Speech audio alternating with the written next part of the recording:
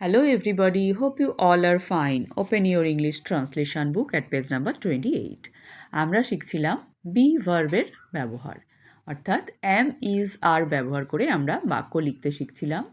আমরা দেখেছি শুধুমাত্র I এর পর am ব্যবহার করা হয়, হয় বোঝাতে, হই বোঝাতে, হয় না, হই বোঝাতে। আর যখন একজন বা একটা কাউকে কিছুকে বোঝানো হয় সেক্ষেত্রে আমরা ইজ ব্যবহার করি, আর একের বেশি জন বা বেশি জিনিস হলে সেখানে আমরা আর ব্যবহার করি, তাই তো? চলো আজকে আমরা আরও কিছু বাক্য অনুবাদ করি। নাম্বার 14 থেকে আমরা আজকে শুরু করব। কলম হয়, কি হবে? The pen is. বইগুলি হয়, দেখো বইগুলি অর্থাৎ একের বেশি বই আছে, আর অনেকগুলো বই হলে আমরা বুকস বলি, তাহলে দ্য বুকস আর হবে, তাই তো? যেহেতু অনেকগুলো বই আছে তাহলে আর হবে। একটা বই নেই, একটা বই থাকলেও তো দ্য বুক ইজ, অনেকগুলো বই আছে তাহলে হবে দ্য বুকস আর। ঘরটি হয়, কি হবে? দ্য রুম ইজ, একটা ঘর। পশুগুলি হয়, দ্য অ্যানিম্যালস আর। অ্যানিম্যালস পশুগুলি, পশু ইংরাজি অ্যানিম্যাল, পশুগুলি ইংরাজি অ্যানিমালস।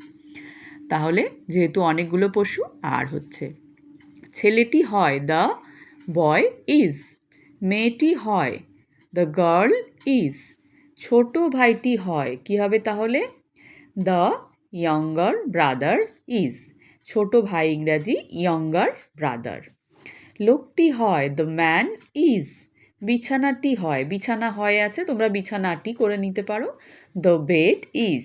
বিড়ালটি হয়, দ্য ক্যাট ইজ।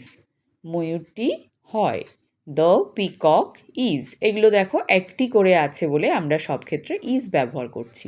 এরপর আবার মশাগুলি হয়, তাহলে অনেকগুলো মশা আছে, তাহলে এখানে আর ব্যবহার করতে হবে। মশা ইংরাজি মসকুইটো, দ্য মসকুইটোস আর।